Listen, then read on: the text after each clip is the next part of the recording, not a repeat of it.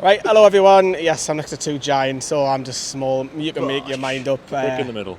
Yes, I look absolutely small. But this is a long match reaction / last word to Newcastle with a double header. 2 wins from 2 against some top 10 oppositions from Serie A and La Liga. I'm joined by Liam to my right, Sam to my left, stuck in the middle with Linda behind the camera.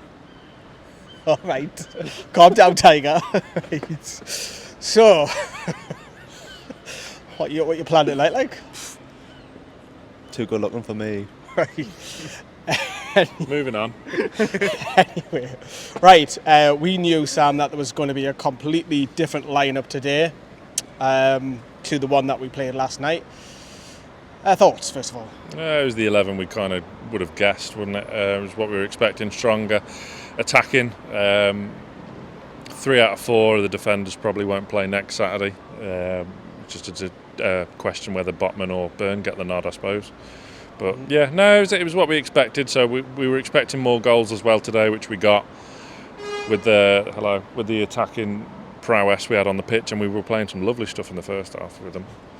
We were first half. I mean, totally opposite the second, which come out to obviously much better from Newcastle than what we were last night, but we've got better calibre of players going forward. You could tell that with Wilson, with ESM's movement, Bruno in midfield.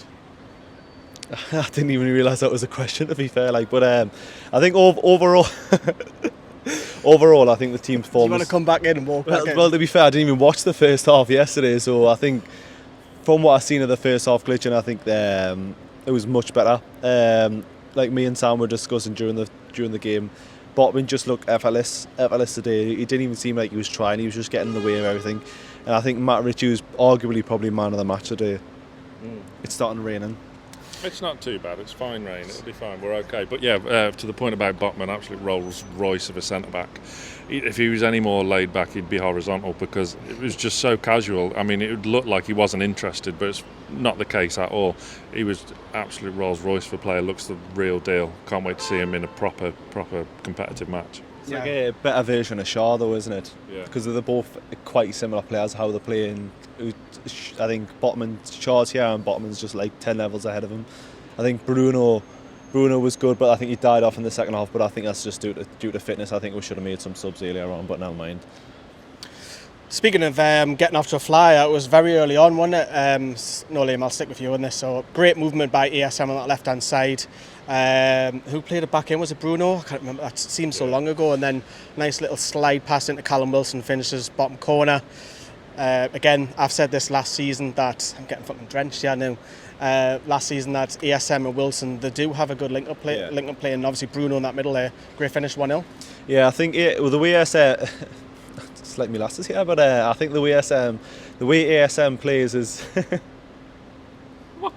I think the way ASM plays is suited more to Callum Wilson than Chris Wood. I think Chris Wood wants the ball in the box constantly, and I think Callum Wilson, him and ASM can link up constantly. And I think that's probably the way to go forward. I think we'll be quite surprised how many goals and assists them two will get this season together. Yeah, so a good link up. Hopefully we'll see a lot more of it with the upcoming season. So yeah, it was fast paced. As I say, Joe Linton was in that midfield. It was a much more. I think we'll talk about the team. I think possibly the other 4 will come into this lineup that you've seen today for Forest next Saturday. But a lot more tempo. But as the game went on, yes, there was a couple of other chances, but as the game went on in that first half, it started to slow down, didn't it? It did. I don't know whether it was match fitness or whether Bilbao made a lot of changes, didn't they? And they were a bit fresher than we were in the second half. So they had very much the lion's share of the ball between 60 and 80 minutes.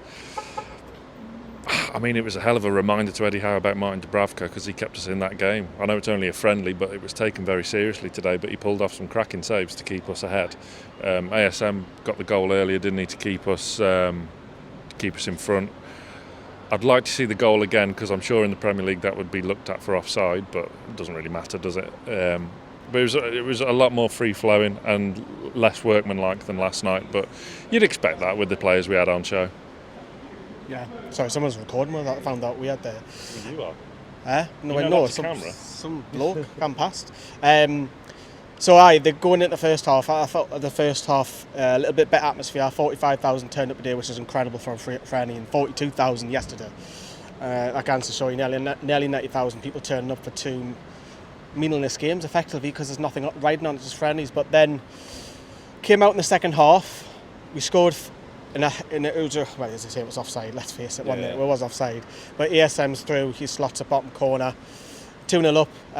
We all thinking then, Liam, it's game over. Just say it out. But by God, when we say it out, Sam touched upon there, all them changes that happened, they were a lot more fresher. We were just lethargic, so tired in the second half, weren't we?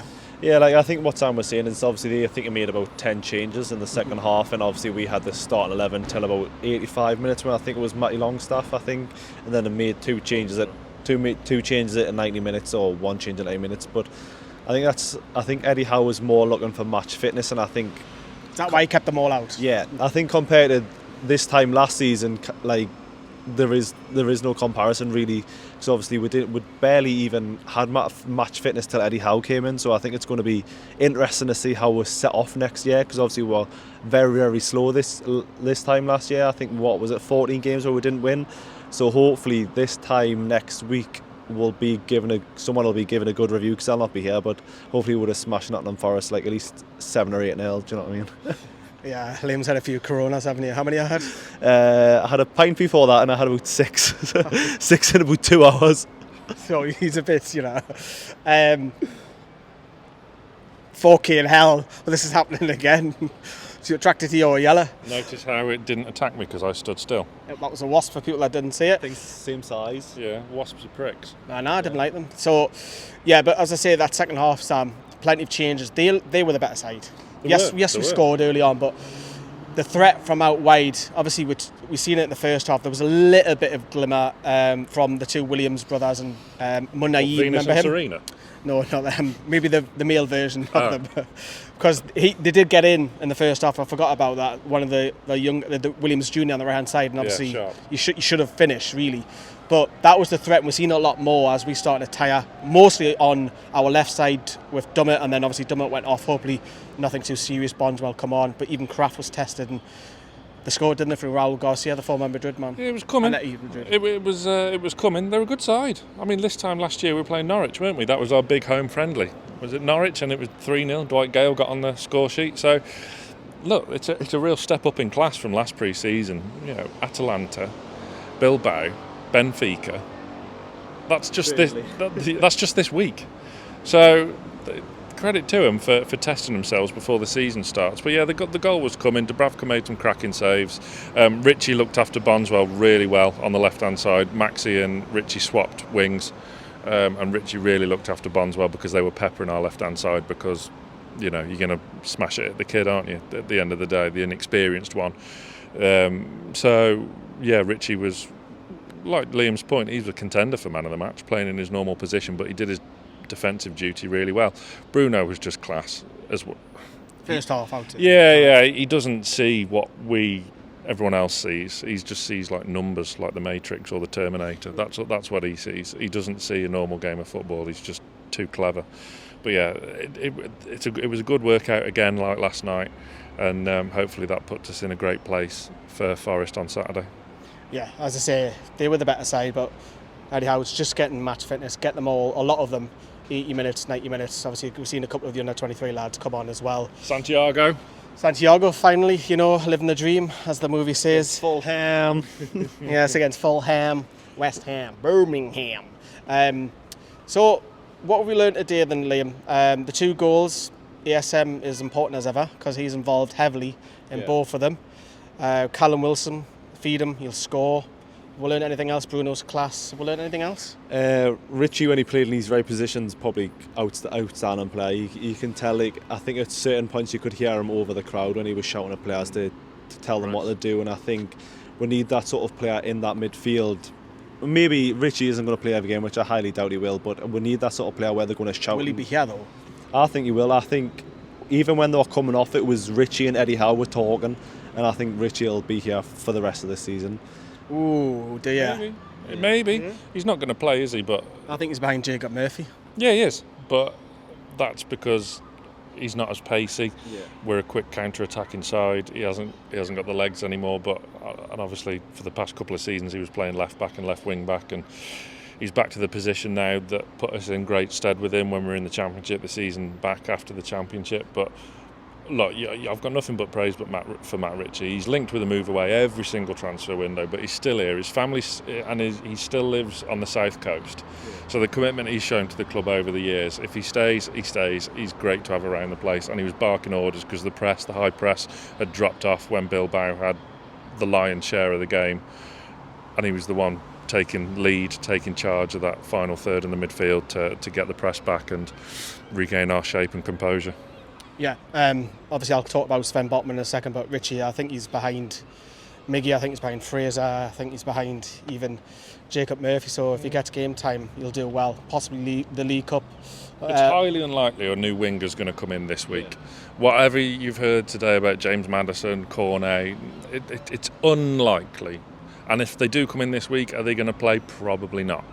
So it's going to be pretty much as we are today and last night. Which leads me on to obviously Sven Botman. It's the first time you've seen him. You got excited in the first half, pinging the balls. Rolls Royce. I heard a couple of people around us saying that as well. How do you think he got on? Arguably the best centre back I think I've ever seen in the Newcastle shirt.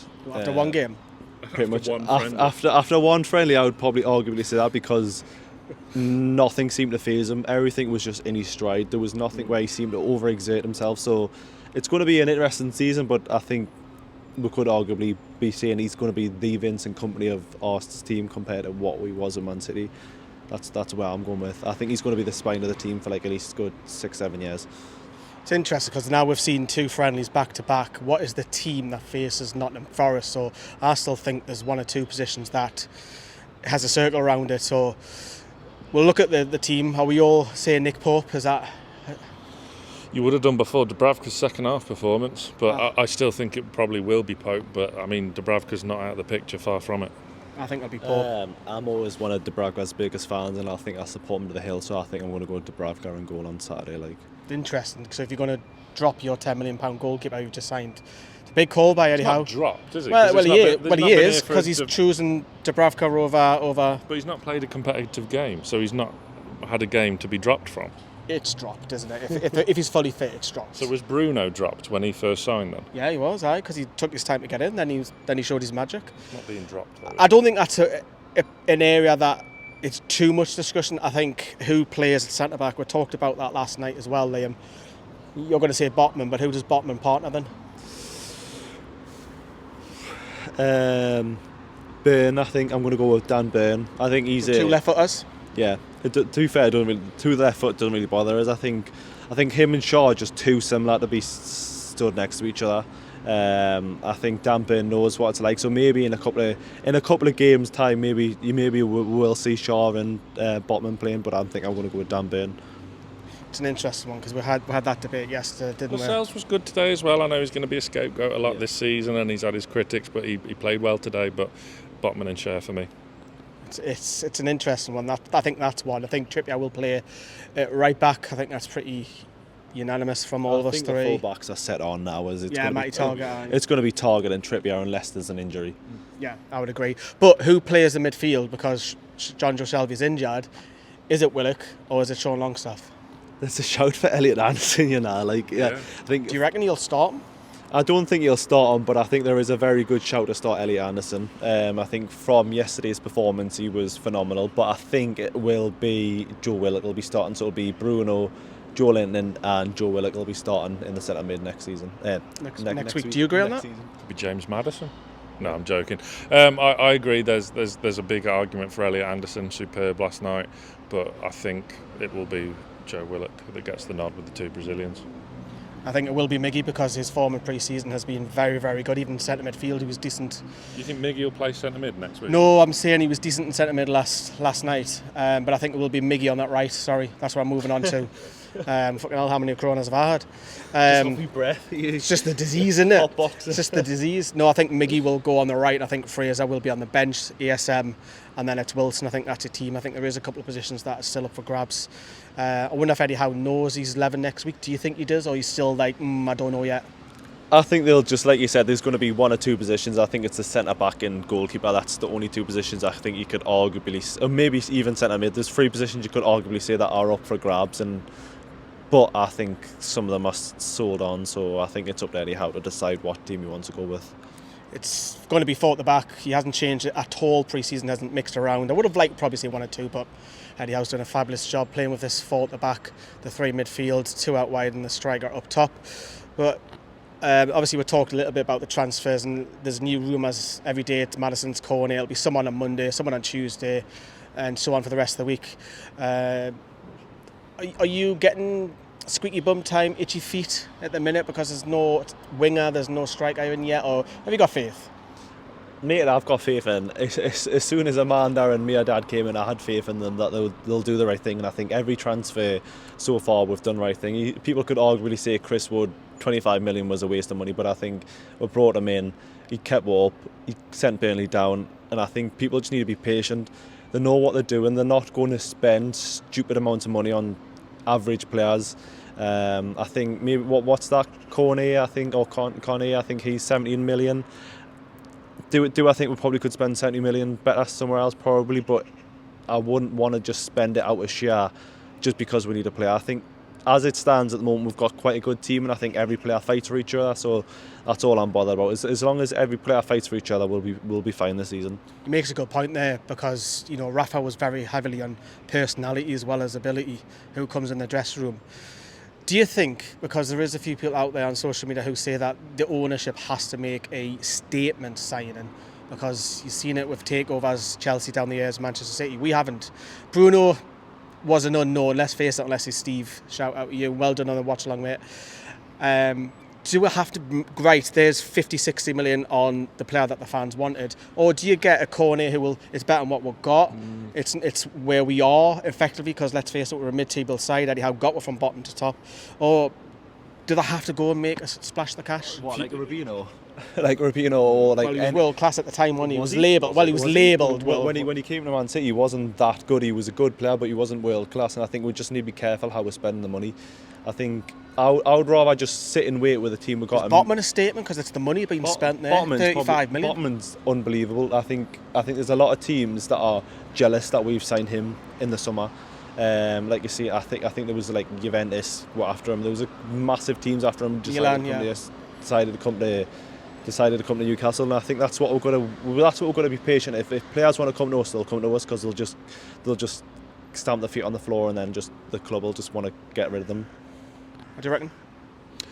Yeah, I mean, there's only money there, really, isn't there, for one of the two? So whether do you go in the loan market for a winger, for a Hudson-Odoi, maybe, or a Werner, I think, is available for loan, isn't he? But probably head back to Germany.